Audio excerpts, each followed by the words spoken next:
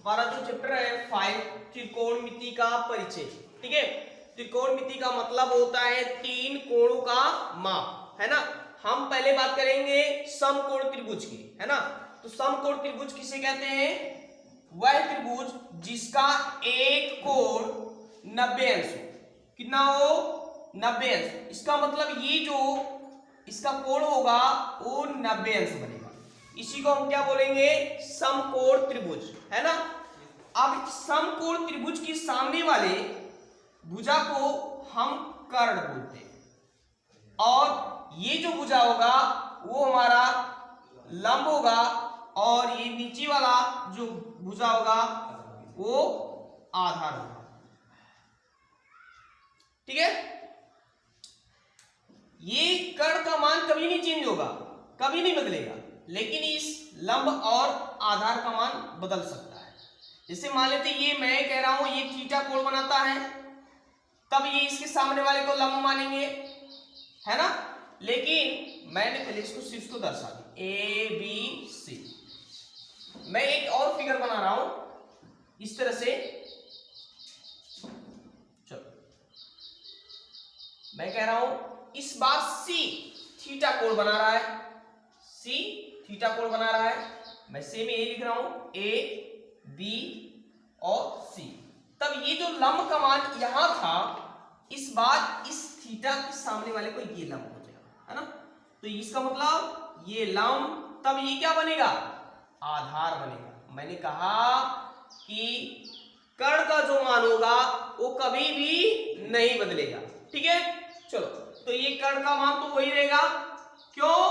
क्योंकि 90 अंश के सामने वाले भुजा को हम क्या बोलते हैं बाबू? कर्ण बोलेंगे। कर्ण का मान कभी नहीं बदलेगा। इस त्रिभुज के भुजाओं का एक संबंध आता है ना। क्या संबंध है? चलो देखते हैं। जैसे कर्ण का स्क्वायर, है ना, बराबर जो होगा वो लंब का स्क्वायर प्लस आधार का स्क्वायर, है ना।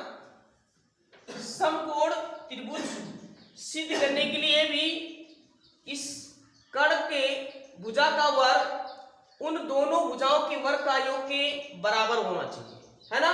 जैसे मान लेते हैं कितना, अच्छा बाद में बात करते हैं इसका, पहले सूत्र को लिखो। लिखो, चलिए अब हम लोग क्या करते हैं बाबू, इसको हम दिखाते हैं क्या सत्य है कि कर्ण का जो वर्ग होगा इन दोनों वर्गों के योग के बराबर होगा, है ना। चलिए हमने इसको 5 ले लिया, इसको 4 और इसको 3 ले लिया, है ना। तो यहां हमारा कर्ण का मान कितना है? 5 का वर्ग, और लंब का मान 4 का वर्ग, आधार का मान कितना? कब ये कितना हो जाएगा बाबू? 25। ये और ये 9 जोड़िए कितना आएगा? 25। ये दोनों पक्ष क्या हो गए? बराबर हो गए। इसका मतलब इससे संबंधित जो ये सूत्र है हमको याद करना ही पड़ेगा, और इसके आधार पे ही हम लोग जो है दो भुजा दिए रहेंगे, तीसरी भुजा का मान निकाल लेंगे। ठीक है, मान लेते हैं ये लंब का मान नहीं दिया है, लंब का मान नहीं दिया है, तो आप इस सूत्र की सहायता से किसका मान निकाल लेंगे? लंब का मान, है ना। चलो चलो देखते हैं कैसे निकलेगा। चलो हमारे पास कर्ण का मान कितना बाबू? 5 है। चलो यहां रख दो 5 का स्क्वायर। लंब का मान नहीं पता है, चलो x मान लेते हैं। क्या मान लेते हैं? x। नहीं मानेंगे तो कोई बात नहीं है। चलो x का स्क्वायर, आधार कितना है? 3 का स्क्वायर करेंगे, है ना। तो ये कितना बचेगा? 25, और ये हो जाएगा x स्क्वायर प्लस 3 3 का 9। इस 9 को इधर ले आओ ना। चलो रहिए अब। चलो अब ये 25 में से 9 घटाएंगे तो कितना बचेगा यहाँ 16 बराबर कितना x स्क्वायर। अब ये देखो स्क्वायर को इधर ले जाएंगे तो कितना हो जाएगा रूट में ना, और 16 का वर्गमूल कितना हो जाएगा मुझे बताओ 4। ये स्क्वायर यहाँ से बाबू हट जाएगा क्योंकि हमने स्क्वायर को इधर ले जाएंगे तो ये किस में हो जाएगा, तो इसका 16 का वर्गमूल कितना आ जाएगा 4 आ गया है ना। इसका मतलब ये लंब का मान कितना आया 4 आ गया। ठीक है, किसी भी दो भुजा का मान, किसी भी दो भुजा का मान यदि दिया है तो तीसरी भुजा का मान निकाल सकते हो। ठीक है, इसको भी नोट कर लो। चलिए अब हम लोग पढ़ने वाले बाबू त्रिकोणमिति का अनुपात है ना। चलो, तो ये त्रिकोणमिति का जो अनुपात का मतलब होता है, जैसे मैं ले रहा हूं साइन थीटा, साइन बराबर क्या होगा लंब बटे कर्ण है ना, और कॉस, कॉस थीटा बराबर क्या हो जाएगा बाबू बताओ जी, आधार बटे कर्ण हो जाएगा है ना, और tan थीटा बराबर लंब बटे आधार है ना। हमने क्या किया है, इन तीनों को याद करने के लिए एक ट्रिक्स तैयार किया है ना। इसका नाम क्या है लाल बटे कक्का, LAL बटे कितना KK A है ना। चलो, ये हमारा पहला समूह है, ये दूसरा और ये तीसरा। तो पहले की बात करते हैं बाबू, पहला त्रिकोणमिति का अनुपात साइन थीटा, साइन का बराबर क्या हो जाएगा लंब बटे कर्ण, L फार क्या हो जाएगा लंब और K फार कर्ण।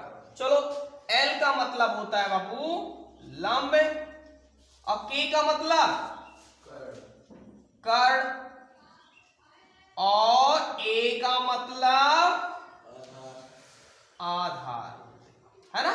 चलो, तो इसको याद करने के लिए हम इसका प्रयोग कर सकते हैं लंब बटे कर्ण, आधार बटे कर्ण, लंब बटे आधार। देखो साइन कॉस tan ऐसे याद कीजिएगा, sine cos tan, sine cos tan है ना। अब इन्हीं त्रिकोणमिति का अनुपात जो है हम क्या करेंगे, इसको इनवर्स में बदल सकते हैं है ना, मतलब प्रतिलोम त्रिकोणमिति का अनुपात इसको बोलते हैं। क्या बोलेंगे बाबू, प्रतिलोम है ना त्रिकोण मिति का अनुपात है ना, इसको बोलते हैं इनवर्स ट्राइगोनोमेट्री है ना। अब क्या करेंगे बाबू, साइन का जो इनवर्स होता, साइन का जो उल्टा है ना, तो साइन थीटा का जो होगा 1/कोसेक थीटा हो जाएगा, कितना हो जाएगा 1/कोसेक थीटा। कॉस का उल्टा क्या हो जाएगा कॉस थीटा बराबर क्या हो जाएगा 1/सेक थीटा, और tan थीटा बराबर कितना हो जाएगा 1/कॉट थीटा हो जाएगा है ना। अब हमको ये याद हो गया कि साइन का उल्टा बाबू कोसेक, कॉस का सेक, tan का काट हो जाएगा। अब देखो जो इसका जो मान दिया है लंब बटे कर्ण, तो साइन का उल्टा कोसेक होता है, तो कोसेक का मान क्या हो जाएगा मुझे बताओगे। चलो इसी में हम लिख रहे हैं, तो ये हो जाएगा कोसेक थीटा बराबर साइन का उल्टा कोसेक होता है, तो इसके मान को क्या कर देंगे बाबू उलट देंगे, तो ये बन जाएगा कर्ण बटे लंब। क्या समझ में आ रहा है। अब ये कॉस का उल्टा क्या होता है सेक, तो यहां लिख दें सेक थीटा, और कॉस बराबर आधार बटे कर्ण, तो कॉस का उल्टा सेक, तो इसको मान को उलट दो, तो ये हो जाएगा कर्ण बटे आधार हो गया। चलो उसके बाद tan, tan बराबर लंब बटे आधार होता है, tan का उल्टा क्या होता है बाबू कॉट, तो लिखो कॉट थीटा बराबर आधार बटे लंब है ना। देखो याद मत कीजिए इसको, है ना, रटना नहीं है, बस एक चीज यहां याद कर लेना है कि लंब बट्टे कट, लाल बट्टे कक्का, लाल बट्टे कक्का यदि आपको याद हो गया तो ऐसे ही रट लीजिए। Sine cos tan, sine cos tan, sine बराबर लंब बट्टे कट, कॉस बराबर आधार बट्टे कट, टेन बराबर लंब बट्टे आधार। तो इतना आसान हो गया, है ना। तो आप इसको याद कर लीजिएगा, लाल बट्टे कक्का को, और साइन कॉस टेन, जैसे गाना गाते हो वैसे याद कर लेंगे, sign cos tan, sine cos ten, है ना। चलो इसको लिख लो। चलिए अब हम लोग इस चैप्टर का कुछ जो सूत्र हैं उसको भी याद करना ही है ना। चलो पहला सूत्र आपका है sec square theta minus tan square theta. Sec square theta minus tan square theta का मान कितना? एक।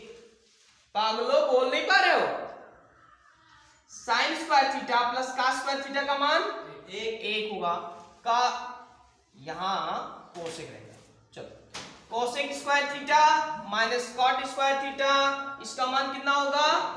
एक होगा, है ना। ये तीन सूत्र आप याद कर लीजिएगा क्योंकि इस चैप्टर में इसका उपयोग है।